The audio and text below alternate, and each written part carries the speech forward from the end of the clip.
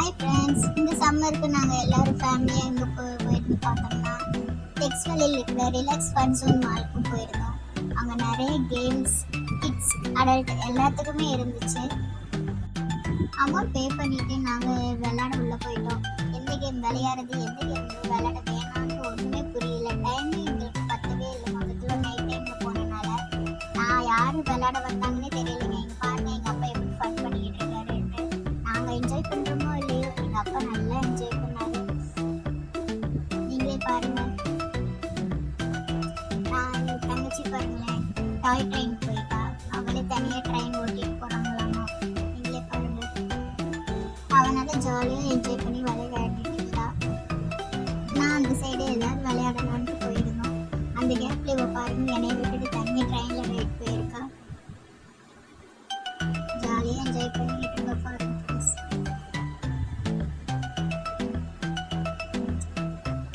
அவள் இங்கே விளையாண்டுட்டு இருந்த கேப்பில் நானும் எங்கள் அப்பாவும் காரில் ஒரு ரைடு போகலான்னு சொல்லிட்டு நாங்கள் போயிருந்தோங்க. என் தங்கச்சிக்கு ஏஜ் இதாகாதனால அவளை மட்டும் அலோவ் பண்ணவே இல்லை. அதுக்குள்ள நானும் எங்கள் அப்பாவும் பார்த்து காரில் ஜாலியாக ரைடு போய்கிட்டு இருந்தோம். செம ஃபன்னாக இருந்துச்சு. நெக்ஸ்ட்டு நாங்கள் இந்த ஜம்ப் ஏரியாவுக்கு, சர்க்கஸ் ஏரியாவுக்கு வந்துட்டோம். எங்களுக்கு இந்த பால்ஸ் எல்லாம் பார்த்ததும் ரொம்ப ஆசையாக இருந்துச்சு. விளையாட வந்துட்டோம். நான் எங்கே போனாலும் என் தங்கச்சி பின்னாடியே வந்துட்டு இருக்கா பாருங்க.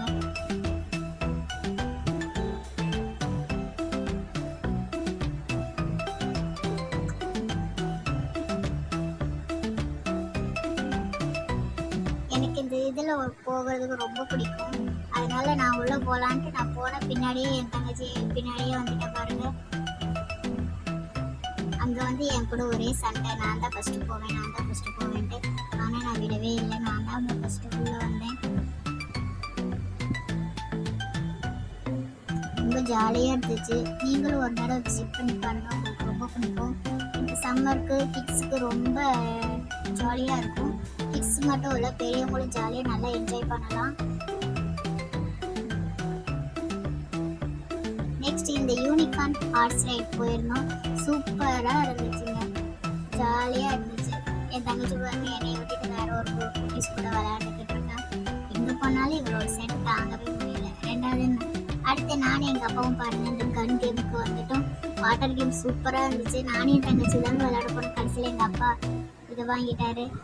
ஓகே ஃப்ரெண்ட்ஸ், உங்களுக்கு இந்த வீடியோ பிடிச்சிருந்ததுன்னா மறக்காமல் லைக் பண்ணி கமெண்ட் பண்ணுங்கள். மறக்காமல் சப்ஸ்கிரைப் பண்ணுங்கள்.